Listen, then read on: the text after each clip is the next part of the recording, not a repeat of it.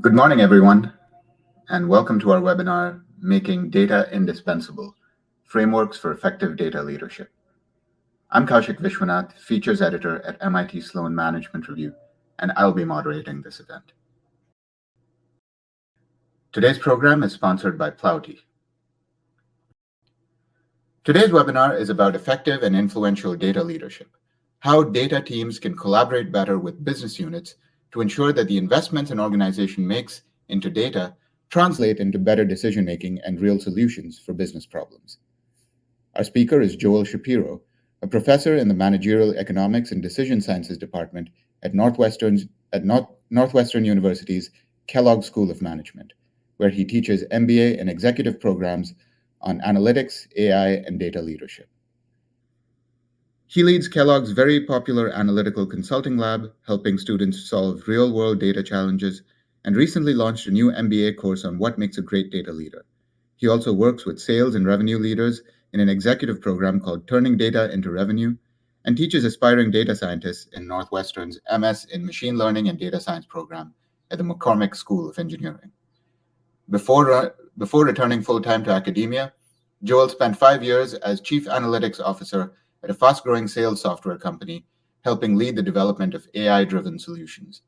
He now advises multiple companies, including Origin Digital, a technology consultancy, and Probability AI, a cutting-edge sports AI startup. Please welcome Professor Joel Shapiro. Well, thank you so much for that very nice introduction. Wonderful to be here with you. As you heard, I am Joel Shapiro, a professor at the Kellogg School of Management. I lead this fun thing called Analytical Consulting Lab, which you just heard a little bit about. And one of my really sort of exciting favorite things that I've done recently is to launch a new course called the Influential and Impactful Data Leader. We just finished up the course a few weeks ago. Very successful maiden voyage, and I think you're going to hear some interesting things about that course and about the concept of data leadership here today. What I do is I help leaders, tech and business leaders, make better decisions, get better business outcomes by helping them ask the right questions, build and use good tech, and make smart investments. And you'll hear about that in the next 30 to 40 minutes or so. I want to start with a story. A few years ago, I had the good fortune of being invited to a leadership conference at a pretty large financial services firm. I'm sure you've heard of them. I'm not really at liberty to say who they are. But in this big leadership conference, they brought together leaders from all over the globe. And the goal of this conference was to talk about how digital and data was going to help them improve their customer centricity. And throughout this conference, I heard a lot of really cool things that they were doing, a lot of really sort of advanced kinds of data things, like predictive models, predicting important KPIs like market share and top line growth and so forth, and network analyses showing how brokers and agents and customers were kind of leveraging common resources and each other. And heat maps. God, people love their heat maps, don't they? About how people were making different investments over geographies and over time and so forth. But the part of the leadership conference that I remember most of all was when the head of customer success got up there. And he was talking about this initiative that had been very near and dear to his heart, and everybody in the crowd knew about it. And he was sort of giving a sort of a summary of it. He said, as many of you know, we've had this big initiative, this big outreach to our customers over the last year or so. What they had done was they had called every single one of their customers, and they have like 1 million customers, big company. They reached out to call every single one of those customers simply to say, thank you for being a customer. This head of customer success was very big on sort of the personal connection. And importantly, they didn't text them, they didn't email them, they called them on the phone to say, thanks for being a customer. And he put up a screen that looked sort of like this. And he said, look, after we called them, we tracked what happened to those customers. And he said a lot of them answered the phone and we had a nice conversation with them. And over the next 6 months, only about 1% of them churned or closed down their accounts for whatever reason. That 1% is relatively low for them. On the other hand, there are a bunch of people who we never talked to. We called, rang through, went to voicemail, we never heard from them. And those people churned at about 4 times the rate of the other group. And he said, this shows us something really important. This shows us that people value this person to person connection, this humanity, putting names to faces and faces to names. And people sort of thought about this for a minute until finally one person raised their hand and said, can I ask you a question? When we call people, do they see that it's us calling? Like, do they have caller ID and they can see that it's us calling? And the head of customer success, you could see like he's not quite sure where this is going. He says, yeah, I think so. Why? And the person continued and he said, well, isn't it possible that when people see that it's us calling, that the only ones who are going to answer the phones are the ones who actually like us? Like maybe the best customers. In other words, isn't it possible that it's not that calling people makes them happier, but simply that happier customers are more likely to pick up the phone? And I felt terrible for the head of customer success in this moment as he realized what I hope you are realizing right now, which is that this graphic is not particularly good evidence that calling people makes them happier or more satisfied or more likely to stick around. And to be clear, it's possible that calling them works. I'm simply saying that this graphic is not good evidence of that phenomenon. Look, we are in a position right now where we are measuring everything. We have never wanted to measure more things: in person behaviors, digital behaviors, putting sensors on things, throwing them on dashboards, putting them in models, and pushing them out at people, and basically saying, we've got better, quicker information. Now we can make better, quicker decisions. It doesn't always work like that. I think right from the start today, what I want to make sure we're all on the same page about is that measurement is not the same as insight. Just because we measure things doesn't mean we necessarily know what to do about it. And this example of this head of customer success, it's an important one. And I start with that because this is a smart, successful, well educated senior business leader working at a large, successful organization. And he still fell into this very, very common trap.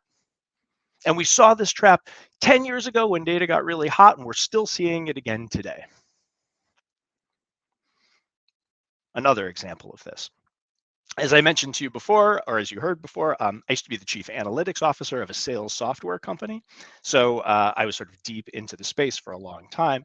And a couple of years ago now, there was this awesome headline from a press release that a company that I was kind of like a competitor of ours had put out. And you can see the headline here. It's "Cursing Helps You Win." What a great attention grabbing headline, right? Cursing helps you win. Well, how did this company know that cursing helps you win in sales? Well, this is a company that records sales conversations. And after they record them, they sort of turn them over to the sales team and they can help coach them and say, hey, these are words or phrases that worked particularly well, or these are things that you did that you shouldn't have done. And in this case, the advice was cursing helps you win. And they know it because in their recorded conversations, when there was no cursing in these conversations that they recorded, only about 42% of those deals were won. But if both the sales rep and the customer cursed, that 42% jumped all the way up to 50%. That's a pretty sizable increase. And if just the sales rep cursed, that 42 went up to 48%. Again, a pretty big increase. So does cursing help you win? Maybe, right? Like maybe what happens is if you're a salesperson and you're calling somebody and you curse, maybe the customer relaxes a little bit. Maybe they sort of think this is like hanging out with a friend and not really like, work, and they develop a better rapport with you. Maybe. But every bone in my body feels like it's sort of the reverse. That once you've developed a rapport, that once you've developed a good relationship with a customer, that then and only then do you feel comfortable cursing. Does cursing help you win? Maybe, maybe not. I don't think this graphic tells us one way or another. And by the way, every once in a while, when a sales leader will say to me, I actually think this is pretty good evidence that cursing can help us, I always say, fine, then I want you to start mandating that your sales force start cursing to your customers, even, on cold calls, which I think would be a great way of changing the dynamic of cold calls. I'd love to see it. Look, I want to tell you something that I am positive that you already know. Data leadership and success with data is not about report generation, though reports might be an important part of what we do. And it's not about dashboards, and it's not about advanced modeling, and it's not about generative AI. Data leadership, to me, really at its core is about the difference between data and evidence. Now, I want you to think for a minute about what you think is the difference between data and evidence. I'll tell you my take on it. Data is information. It can be numbers or words or pixels or moving pixels or sounds, smells, whatever it is. It's just information. But evidence is contextual. Evidence is directional. When we start talking about evidence instead of data, that's when we start talking about important things like what's the problem that we're trying to solve? What is the question that we are trying to answer? Or what is the opportunity that we are trying to capture? To me, one of the most important things that you can do to be successful with data is to reframe data as evidence, because that makes sure that we are solving the important problems and doing something that really pushes a business forward. To me, data leadership is one of the most important keys to becoming a truly evidence-driven enterprise. And I'd love you to start using that language in your own work. Not being data-driven, but how do we become evidence-driven? So what exactly is data leadership? I have a definition here, which I'll sort of read to you in a second. But when I talk about data leaders, let me clarify that I don't only mean those people who are aspiring to be like chief data officers. That is true. People sort of in a very dedicated data role, I definitely think about them as current or aspiring data leaders. But certainly other people can be data leaders as well. I have seen marketers and finance executives and sales executives, operations folks who I would very much consider to be data leaders, because my definition is really about those people who make strategic decisions about the use and the direction of data resources and initiatives to achieve business objectives. That is, are you somebody who is making important decisions about data investments? And if the answer is yes, then I consider you to be a data leader. Okay, so what are these keys to data leadership? Um, I like to think of them actually as rings, not keys. And I want to share that. The reason I think about them as rings, it's kind of a little bit cutesy and a little bit not. So let me explain. The reason that I think about each one of these things that I'm about to tell you as rings is because I really like sort of the ongoing circular nature of it. I like to think of these things as we're never really done with them, and they always evolve. Business needs evolve, technology evolves, competition changes. One night my wife sort of glanced at her Apple Watch, and she said something like, "Oh, I closed my movement ring for the day. Starts at zero again tomorrow." And I thought to myself, I'm like, oh, I like that imagery. I like that imagery of we make progress, but the next day or the next week, we're always pushing forward. New opportunities, new challenges. And in fact, when I sort of was playing around with a visual for this, I actually thought maybe I would use the Apple ring logo. I actually played with a few different images, and finally I actually came up with one that I really liked. And I imagine you Tolkien fans out there, you Lord of the Rings fans, will like this one. I like this image. And my wife looked at it and she goes, "You can't use that image." I said, "Why not? I like it." She goes, "Well, primarily because people who put on that ring turn evil." She said, "You might as well call them the seven Horcruxes of data leadership." And I got to tell you, I'm not sure if you're a Harry Potter fan or not, but the seven Horcruxes of data leadership, I think would make for an excellent article title. All silliness aside, what in fact are these seven rings? Well, number one, good data leaders, these concepts, these keys, these rings, good data leaders must match business need to data capabilities. They must prove and maximize the impact of their data. They have to be great at building and leading high-performing data teams, drive what I call a model-driven organization, actively build trust in their data and the quality of their data, identify and mitigate ethical risk, and then be really good at influencing with clarity and with purpose. And I'm going to talk a little bit about each one of these over the next 20 minutes or so. And then at the end, I'm going to sort of wrap them all together in another story where I think we can sort of see how they interact interestingly. But I will mention one thing that you don't see on here, and that is data tech.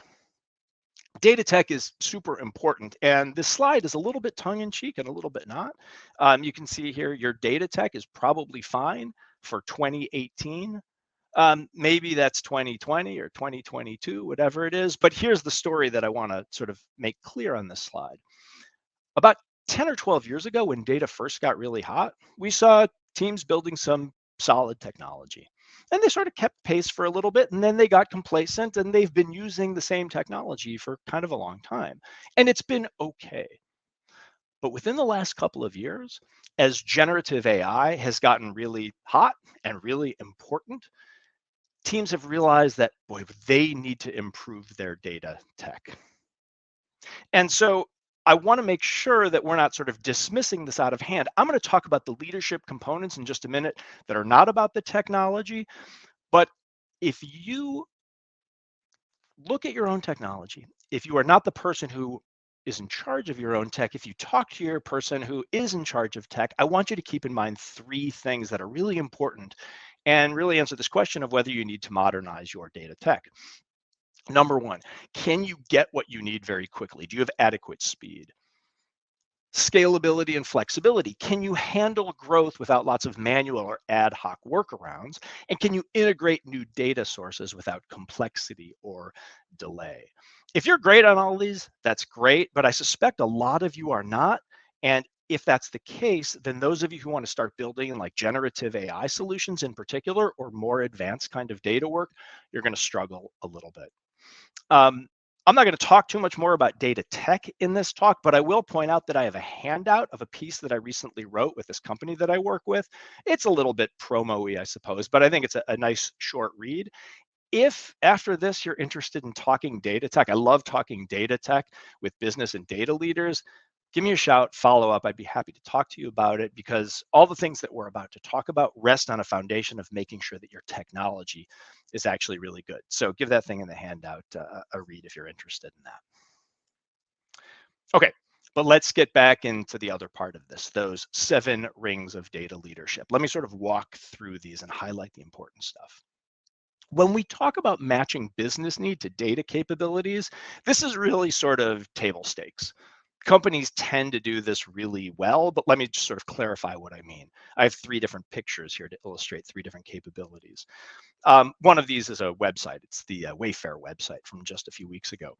If I were in charge of analytics and data science for building an e-commerce platform like a website like this, I'd be doing a lot of A/B testing. Causal inference, understanding whether our layout on page works, understanding the effect of price promotions, and so forth.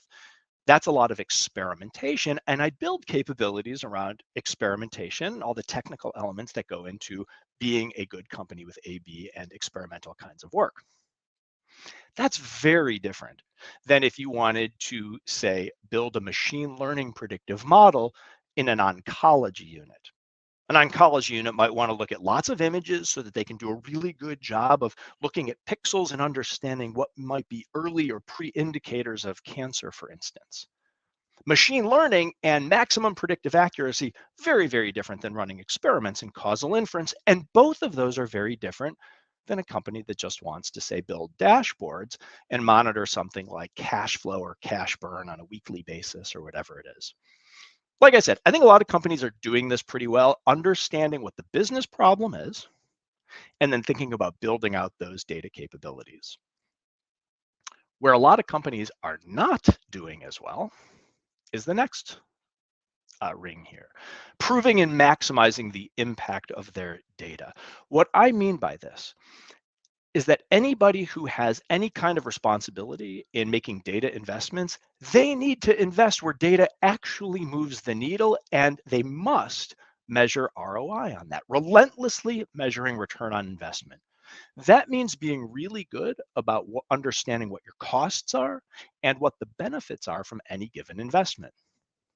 Now, I get a lot of pushback on this one. A lot of people who will say, it's really unclear to us what the benefit is going to be. So it's really hard to wrap our arms around or empirically estimate what the benefit is. Costs might be a little bit easier, but the benefit is hard. Is it hard? Sometimes it is. But I think one of the more eye-opening things that I've worked with companies around is when you can show them that if you were able to use data, if you started to integrate data in your decision making, that estimating improvements isn't quite as impossible as they thought it might be. And the second that we start opening people's eyes to how to measure the return on investment of their data initiatives, they necessarily become better about investing in the right places. Sometimes it's about running little pilot tests. Sometimes it's about like historical simulations, but don't throw out the possibility of measuring return on investment, because the best data leaders are doing that and choosing where to invest, at least in part, based on the impact of those investments. Number 3, building and leading high performing data teams.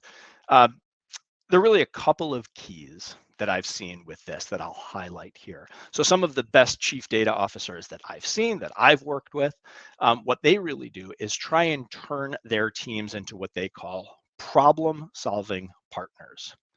Problem solving, because if we're solving problems, then presumably we're doing something important to the business. And I like that notion of partnership, right? Partnership means that we are not a separate department in data. Rather, we are supporting the business decision makers and helping them, as I said before, drive that business forward. Really good leaders and builders of data teams also foster a culture of curiosity and accountability. And both of these are important, and they don't always play perfectly together.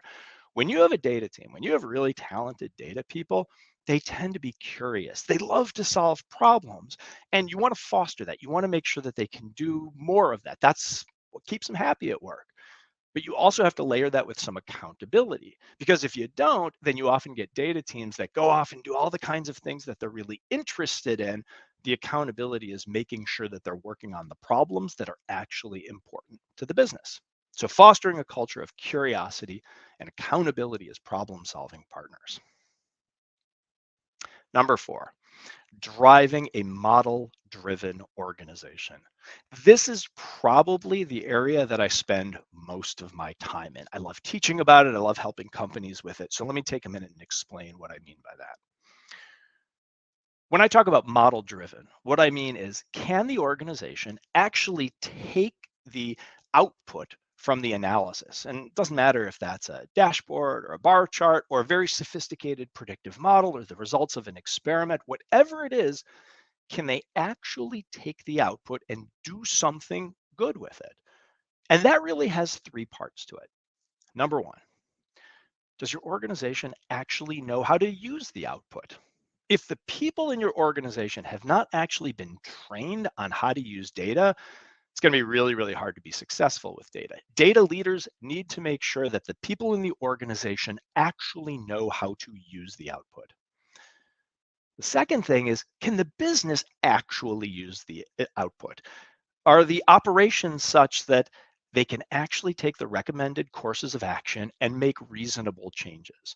Because if you've got a model, if you've got some data that's telling you that you got to do something totally, reorganizing your entire department or completely changing up the ways in which you work, that can be a little bit daunting for people. So do they actually have the ability to take in recommended courses of action and change the way that they do business?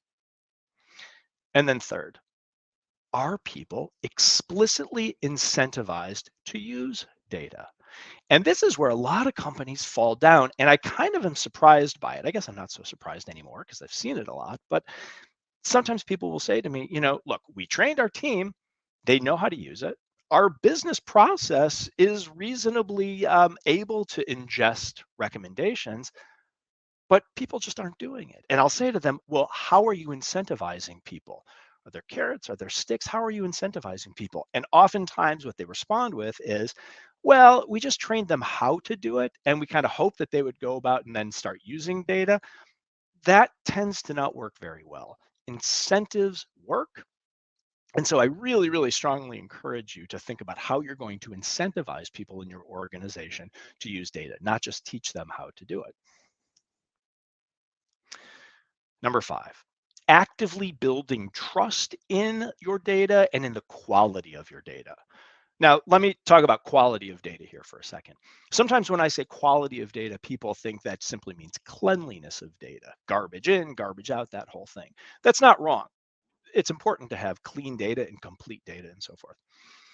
But quality of data isn't just about cleanliness and completeness. It's also about, is the data that you have appropriate for the business objective? So if I wanted to, run a predictive model, does my data enable a predictive model? Lots of inputs and a well-defined outcome that I can predict. If I want to understand the causal effect of a website layout or any kind of business idea that I have, ideally I would have experimental data. Are my data experimental? These are important elements of quality of data beyond just, is it clean? Now, trust in data becomes a really big issue at a lot of organizations. In the class that I launched just this last year and just a handful of weeks ago, I had a wonderful guest speaker in the class, a chief data officer at Centene Corporation, a woman named Wendy Batchelder.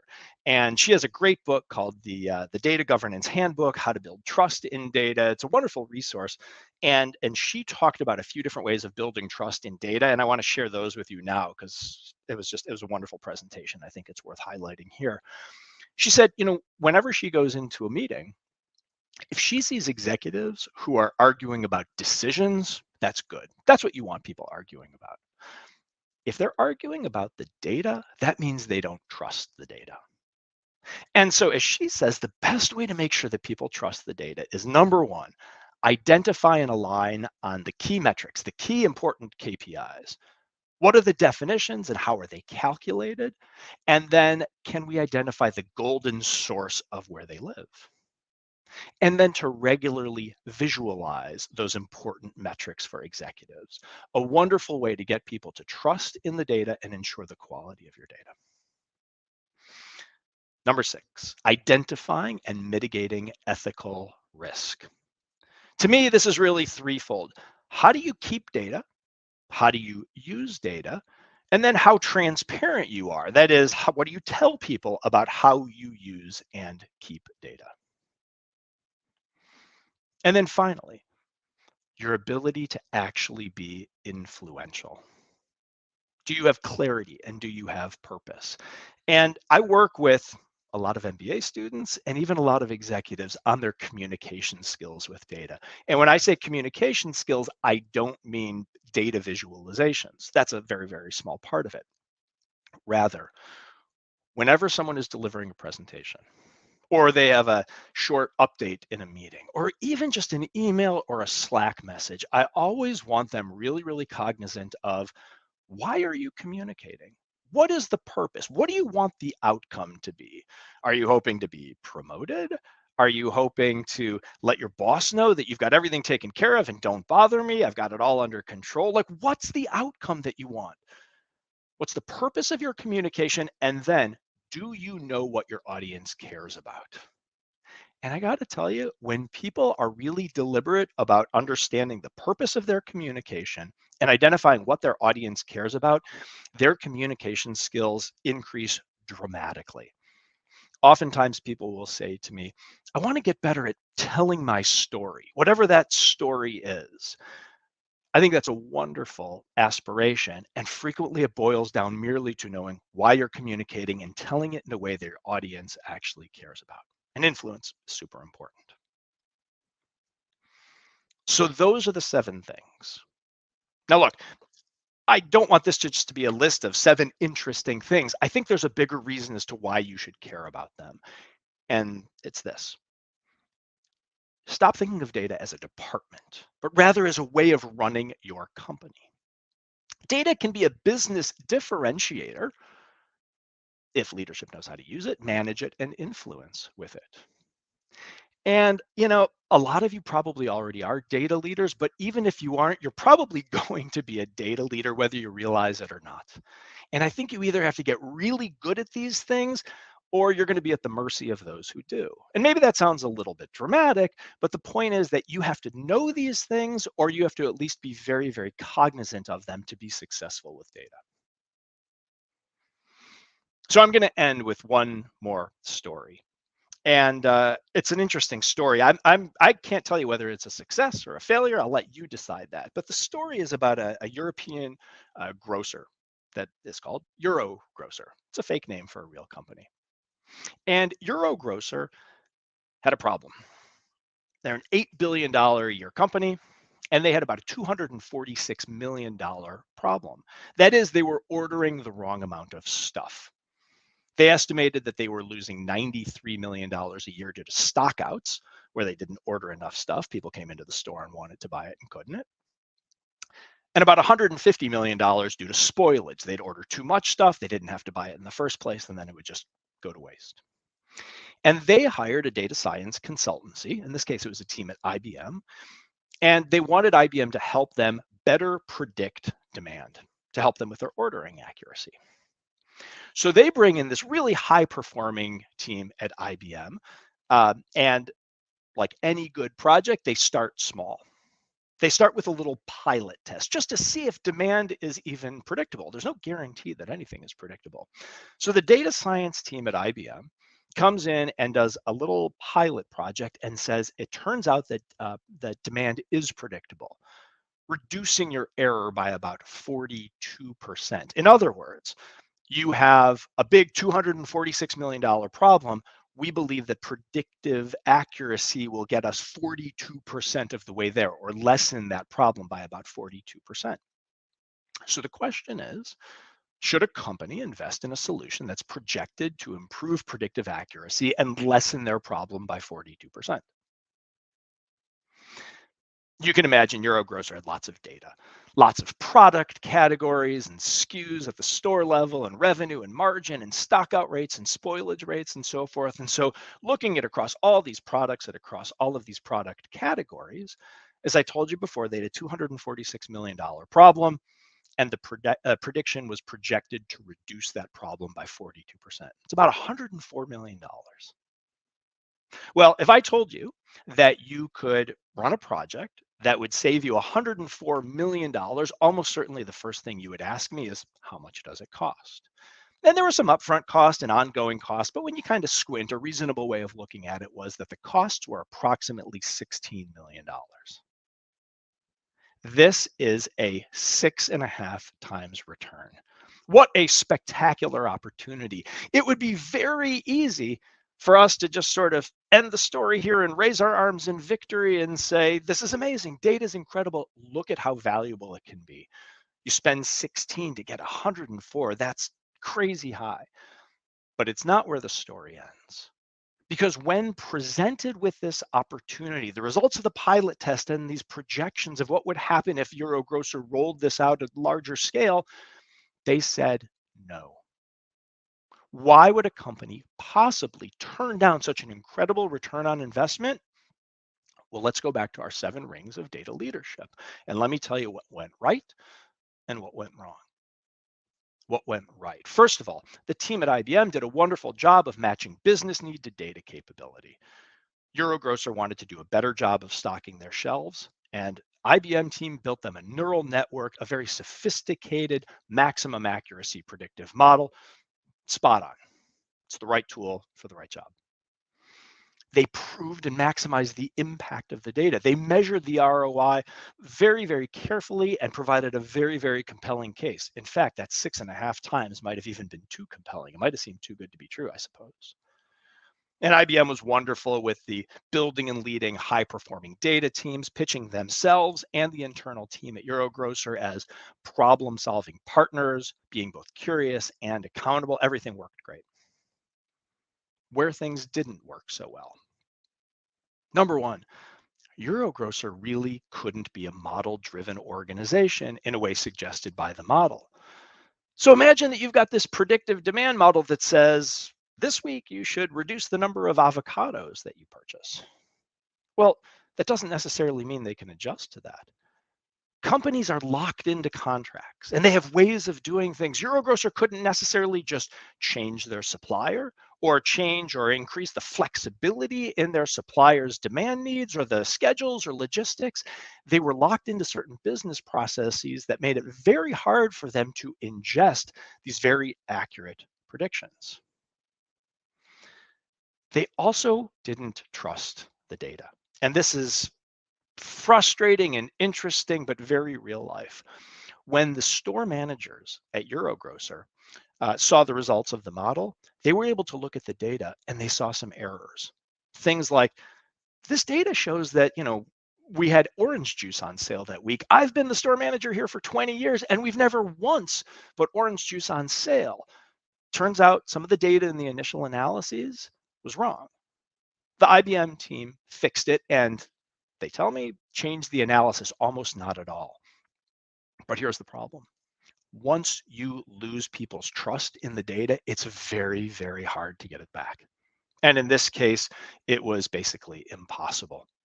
They just couldn't get people back to believe the results of the model because of this little flaw in the data.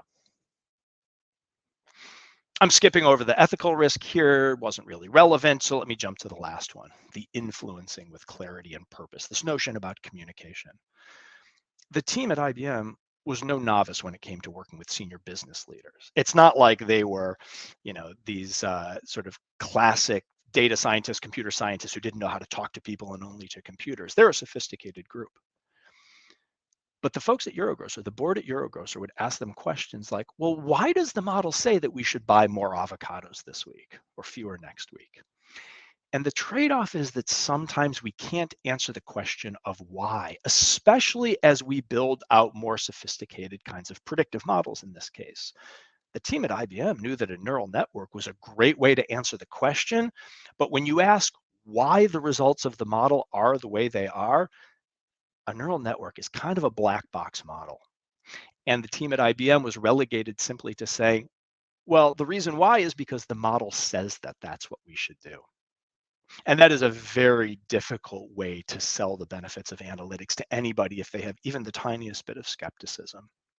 So I'm not sure that the communication could have gotten better. The fact is that sometimes we sacrifice explainability for accuracy, and that in the end proved to be too much for the Eurogrocer board to actually be able to withstand, or in order to convince them to invest in this solution. So is this a success or is this a failure? I want to say it's a success because of that amazing 6.5 times return. On the other hand, the fact that Eurogrocer didn't end up moving forward, I think the answer really has to be maybe it's a bit of a failure. So let me wrap up. You know this already, but I'll just remind you that great data leadership is not about analysis. It is about the impact that you have, and impact comes from influence. People have to be able to trust and act on your insights.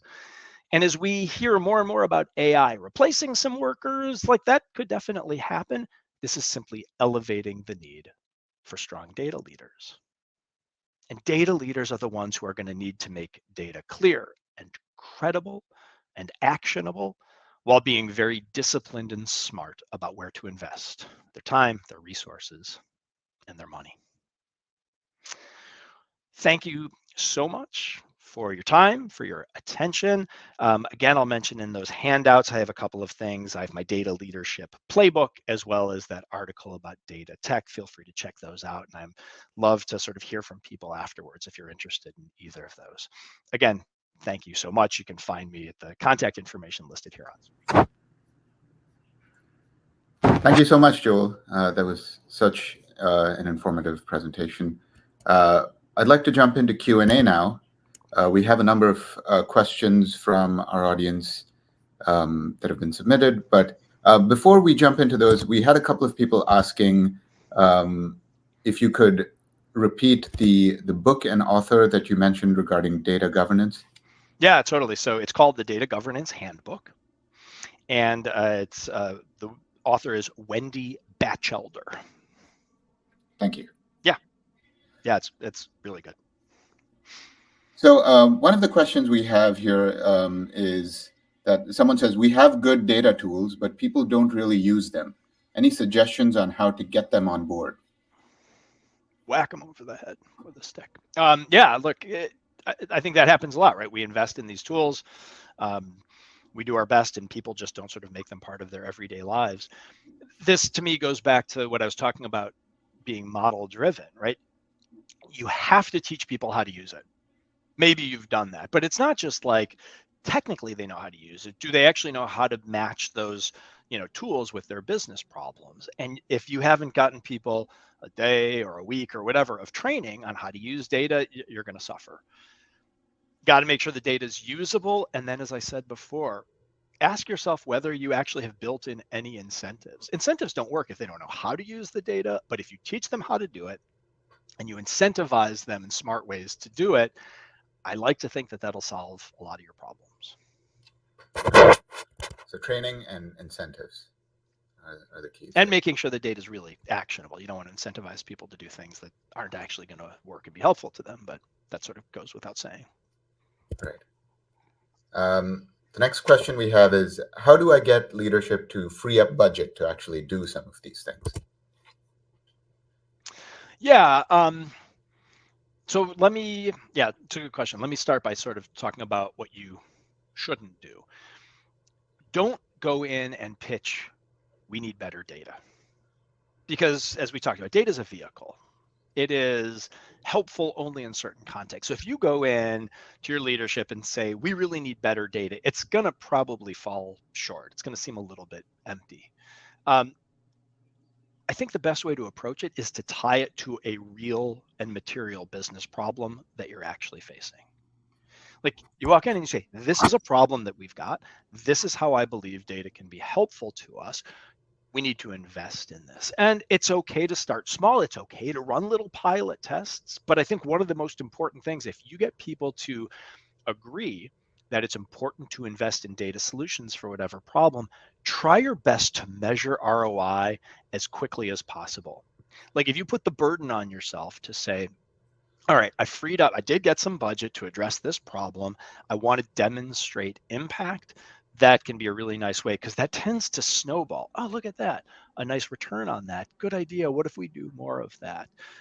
And the other thing I'll say, maybe making this whole thing a little bit easier, is trying to find an executive sponsor is really important. So just keep your eyes and ears open and try and find that one person, or maybe more than one person, who's really open to this, and get them in your corner, and get them to buy into that problem and the potential for data as a solution. That's my best advice. I actually have a follow-up to that. In terms of using that budget effectively, especially if it's a new kind of initiative, how do you ensure that you check off all of those 7 rings in a short amount of time to demonstrate ROI within a short time frame? Yeah, I think some of the rings are a little bit more pressing and salient than others. I hate to sort of push any of them too late in the process, but I'm not sure I'd spend a ton of time. Ethics are important, but they tend to be a little bit relevant for slightly more mature companies. I mean, that's not totally the case, right? I mean, people can do things that are unethical at any stage of the journey, but they tend to be a little bit more on sort of the mature side of it.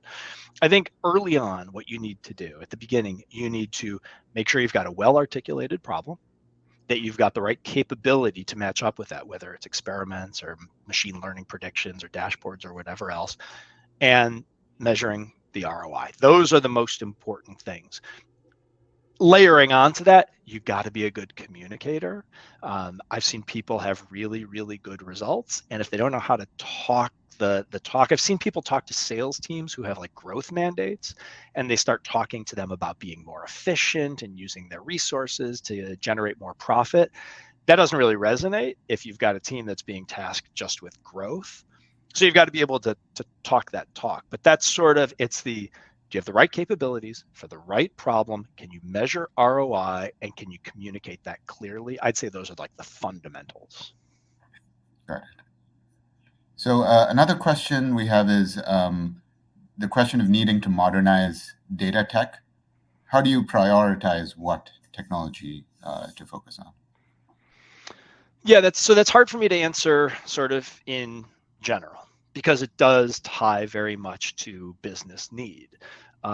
If you're a company that's just looking to create truly real-time dashboards, that's very different than someone who wants to build in some generative AI capabilities, right? So it's hard for me to answer that in general. It really does tie to your specific business problem. And are you trying to get real-time insights out to the field? Are you trying to inform strategic decisions where real-timeness doesn't really matter? And generative AI is the big wild card in all this. So I'd say if you're wondering about where to prioritize, that handout that I put in the handout section here around the roadblocks to AI in particular, that's like a nice starting place to sort of think about where your data needs to be modernized. And like I said, I really am truly happy to follow up with people who have questions about that. But it centers on your business questions. So I can't answer it sort of more sort of generally than that. Okay. One of the questions we have here is about resistance to using data in organizations. They say, I keep seeing resistance and continuing to use intuition and biases based on past decisions. And a related question is, how do you gain trust from someone with a traditional mindset when people are reluctant to change or grow?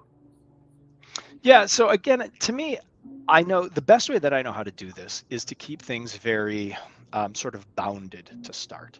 So if I were in an organization where a lot of people were still going with gut and instinct and they were resistant to using data, I keep it super simple and I identify one problem. And it doesn't even have to be the most important problem. It just has to be something where data actually can be very helpful. And so that could be something like, I've worked with a lot of sales teams, a lot of revenue teams, especially chief revenue officers now who are like, my sales team always uses their gut on figuring out which prospects to approach. They think they have a good feel for it and they can go out to people and they can sort of identify who's likely to buy and who's not. And they're very proud of that intuition. And what I'll typically do is I'll say, yeah, that's great, but can we layer onto that? Can we understand who's likely to be low value or high value? Can we actually generate some empirical estimates of different populations that are more or less likely to convert? And so what I'll try and do is sort of layer on their intuition with additional information and say, if you knew this better, could you do a better job? And if they say no, then maybe you're just dealing with somebody where you're, going to be banging your head against a wall futilely for a long time, right? Maybe there's just nothing that you can do. But when you get very specific and you show people very specific ways that data can help you, and you start to map out the benefit of that, it's really hard for people to ignore you once they do that. They're certainly welcome to. And I hope that their leadership, when they see that, will not tolerate that, but it's not an impossibility that sometimes people remain resistant to it. We have another sort of related question on the topic of mindset.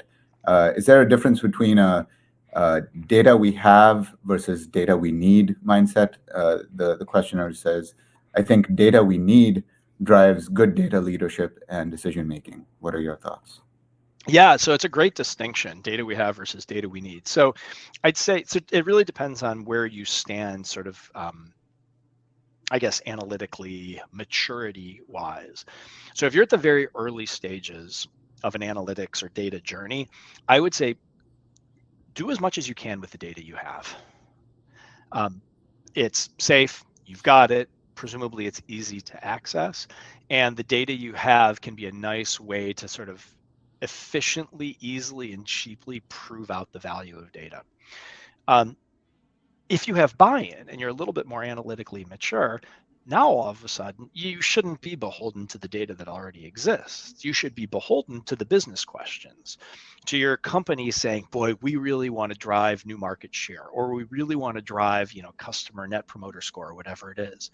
When you're good at identifying those questions, you can start to get good at identifying what data you need, and then you get the data to support the business question that you want. I would say constrain yourself to the data you have in the early stages, but the second that you are sort of operating a little bit more at scale, it's all about the data you need, and those are the right investments to get the data you need to answer those important questions. But I love that distinction, the data you have versus the data you need, two different ways of approaching analytics. Great. Turning a little bit to the example, the Eurogrocer and IBM example you were discussing, someone is asking, what could IBM have done differently to achieve better results? Do you think the IBM team, in your example, somewhat missed ring one because they did not understand the need for the model to be explainable? Yeah. So it's a wonderful question. So the real answer is I'm not sure. So I very cavalierly said this was the right model for the right problem, a maximum accuracy predictive model, because what they wanted to do is order the right amount of stuff. There's no question in my mind that if you want to have an accurate prediction, that the IBM team did a great job. If they could have foreseen that one of the important things was going to be explainability, that would have been a rough choice early on. That black box model was going to be really, really rough. I think if it had been me, what I might have done is, had I been able to know that explainability was going to be key, I probably very early on would have engaged the leadership in that conversation and said, look, we can go in a couple of different directions. I can give you the most accurate model possible, but it's going to be hard to interpret. You'll see the results, but the why is going to be elusive. Or if you'd prefer, we can do a less accurate model that's more explainable. Maybe you do a little bit of both. Maybe you just do the explainable one and then say, now that you got it, now that you trust us, now that you get it, I recommend that you go to the more, fully maximum predictive one that's a little bit more black boxy.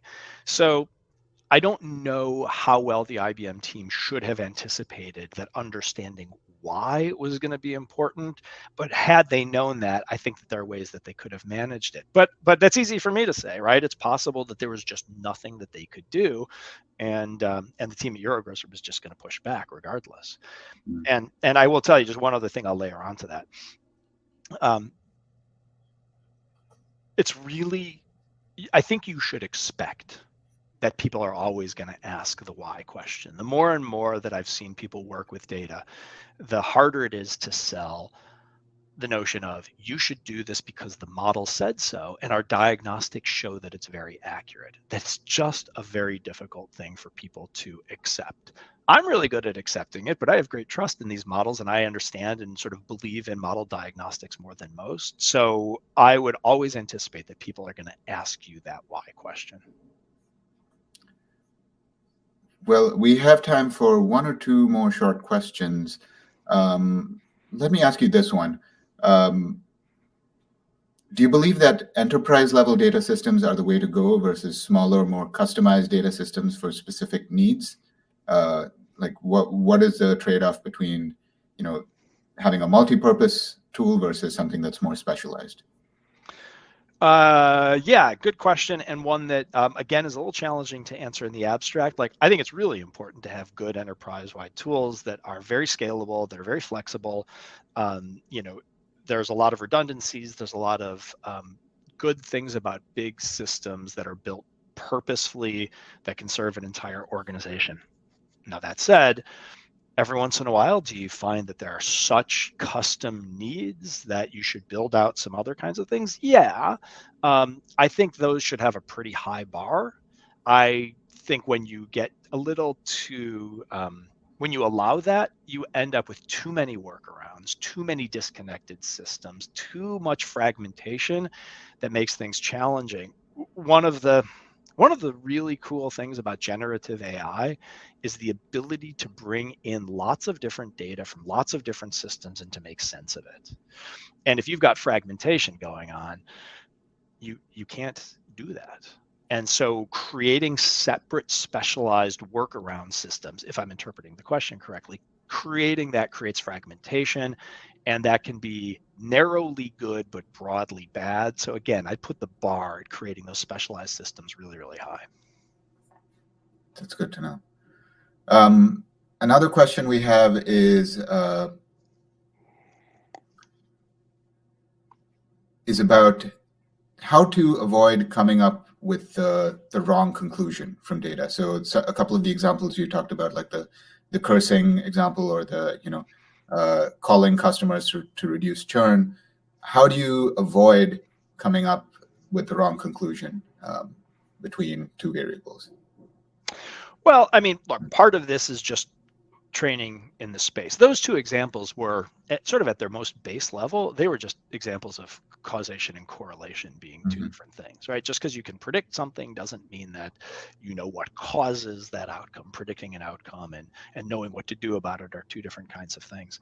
But I think sort of more broadly, the most important thing for any collaboration between data and business team is lots and lots of communication. And typically, I mean, look, my hope is that the data team has enough training to know when not to make those sort of, spurious correlations or those recommendations that don't make sense. But I'm a big fan of data teams checking in very, very regularly with business teams and lots of what if questions. What if our model told you that you should be cursing more frequently? Well, that gives the business team the opportunity to say, wait, hold on a second. Maybe that's not what's going on here. Or I'm not okay with that, so stop pursuing that as an option, right? And so part of it is just understanding what data means and doesn't mean, but then a part of it is lots of collaboration and communication with the data team to make sure that you don't go down some bad road. It gets more eyes on it. And for the most part, people, like to be good critical thinkers. At least I like to think that, and gives them the opportunity to course correct. Mhm. I think we have time for just one more. So let me ask you this one. Do you have specific recommendations for organizations with large amounts of unstructured data? Yeah, well, I mean, unstructured data and generative AI solutions are like a match made in heaven. And unstructured data is what's sort of hurting a lot of companies right now with their data tech. And there's so much richness there, and it's oftentimes not like in the wheelhouse of a lot of sort of the existing data teams. My recommendation is if you have a lot of unstructured data, get some generative AI capabilities in there. But again, if you're going to do that, that data tech is probably going to need to be modernized, not knowing anything about this person's organization. But that is like the perfect use case for where generative AI is doing some really, really cool stuff right now. Right. Well, thank you so much, Professor Joel Shapiro, and thank you to everyone who attended today for your attention and for your excellent questions. I'm sorry we weren't able to get to all of your questions, but we only have so much time. And thank you also to our sponsor, Plowdy, for supporting this event. Have a great rest of your day.